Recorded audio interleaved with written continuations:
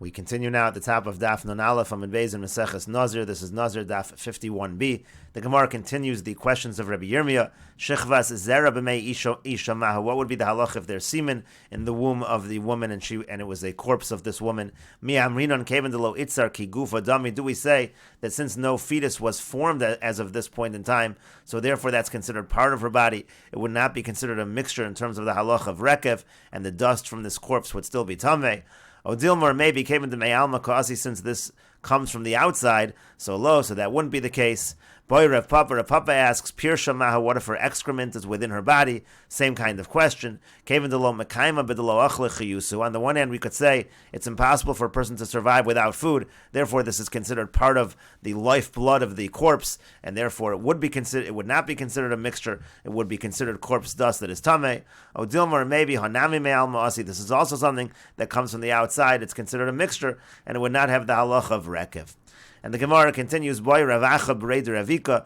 Rav Acha B'Reider Ravika asks the following question, Oro Mahu, what about if there's skin that's mixed in? Boy, Rav Huna Bar Manoach. Rav Huna Bar Manoach asks, Kicho V'Nio Mahu, if you have phlegm or if you have spittle, what's the halacha? But the Gemara says, Amalei Rav Shmuel Bar Acha Rav Papa. Rav Shmuel Bar Acha says Rav Papa, V'Salka Daitach Kolhani to Kamar. If you're going to say that all of the things we mentioned above, the skin and the phlegm and the spittle have a gilgalin, that's all considered to be a mixture, and it's not considered rekev. So rekev d'mitame hechim ashkachas la. How are you ever going to have a situation of rekev, of corpse dust that's tameh? You're always going to have a mixture of these parts of the body. And the Gemara answers, the ashki made the kolim, v'sachi nosha, ushlaka b'mei teveria. The case could be that the person, right before the person passed away, so he drank made the kolim, this water from the palm trees, which acted to cleanse his entire body, so there's no excrement. And then he also rubbed on his body lotion that took away all of his hair, and he was also boiled in the waters of teveria, so there was no skin. And that could be a situation where there would be no mixture, where there would be rekev. And the Gemara continues, Amar Abaya. Abaya says, Naktinon, we hold mace shetochnu ein lo rekev. If you have a mace that's ground up, if the corpse is ground, so there's no din of rekev, it's not considered corpse dust and it's not metame. Iboy they had the following question, Tachanu v'chazer v'hirkiv mahu.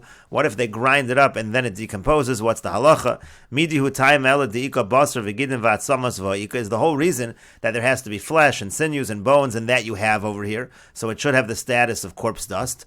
Odilmar, maybe kibriyaso bin, and we need it like its original form. V'leka, you don't have it in this situation. And the Gemara says, Teiku, the Gemara leaves it as a question.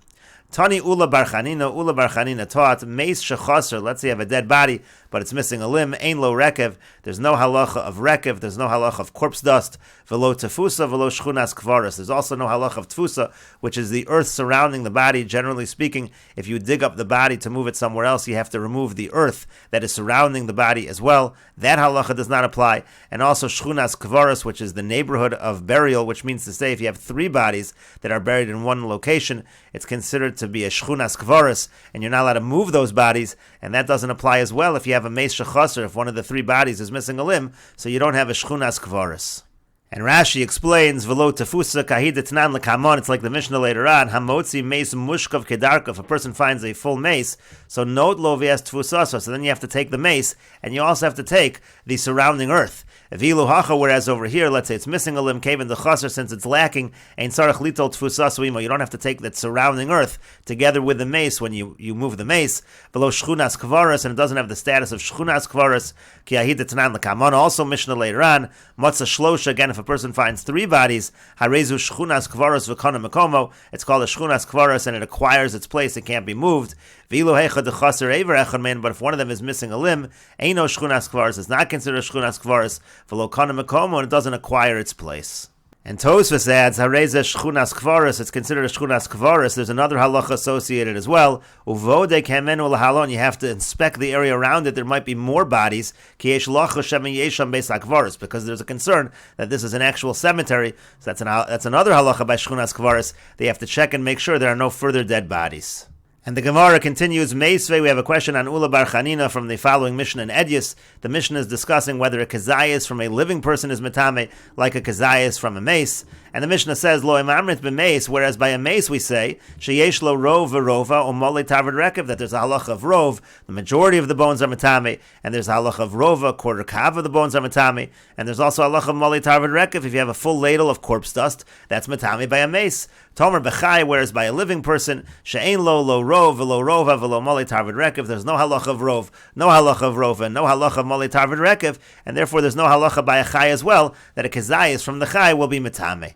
And the Gemara says, hey chidami, what's the case when we're talking about a mole tarvid rekev by a chai, the arkiv chad aver? We're talking about a situation where one of the limbs of this living person was separated and it's decomposing, it's turning to dust, and we're saying there's no halacha of rekev. To chavase gabe meis, and similarly the Mishnah is saying by a dead body, by a dead person, afilu chad aver, ika rekev, that even if it's just one limb from the dead person, we're going to have a halacha of rekev. There's a halacha of corpse dust, and so you see you do not need a full body for the halacha of rekev. That goes against what Ula Bar Chanina said, because Ula Bar Chanina said a meis shechaser, if you have a dead body that's missing a limb, ain lo rekev, there's no halacha of rekev. And the Gemara responds, Mikatani hameis, did the Mishnah say that this particular corpse, which is not whole, has a halacha of rekev? That's not what the Mishnah means. Hakamash malon shum meis yesh lo rekev, shum chai ain lo rekev. What the Mishnah is simply saying is that in general, when you have a corpse, there's a halacha of rekev, but when you have a living person, there's no halacha of rekev at all in such a situation.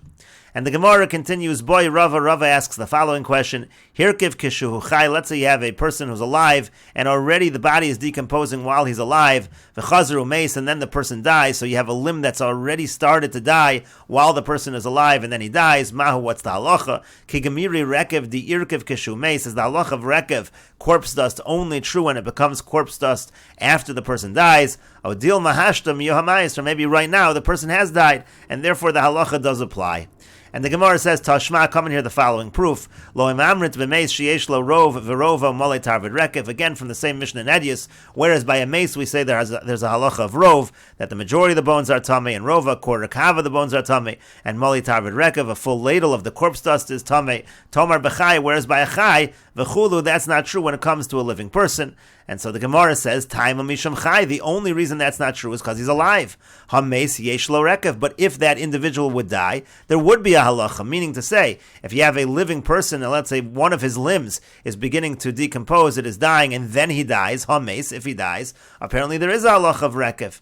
And the Gemara again says, Mikatani hameis, does the Mishnah say that if this person dies, hakamash malon? No, all the Mishnah really means is, to shum meis yesh lo rekev, that in general, a mace has a halacha of rekev, of corpse dust, shum chai ain lo rekev, and in general, a living person, there's no halacha of corpse dust. And the Gemara continues, Boy Rava asks the following question, Nemola shechas ramau, let's say you have an ant, but it's missing a limb. The halacha in general is if you eat a whole ant, so the person is chayiv for eating a sheretz. What if it's missing a limb? Shiura gemirin lav ha'chasr, there's a certain shear that you need, and here that shear is missing. Obriya gemiri lar, maybe you just need a birya, you need the full creature, and here you have the full living creature, v'ha'ika, and you have that, and therefore the person would be chayiv, and we will continue with this discussion in the next video on Daf Nun Beis Amud Aleph.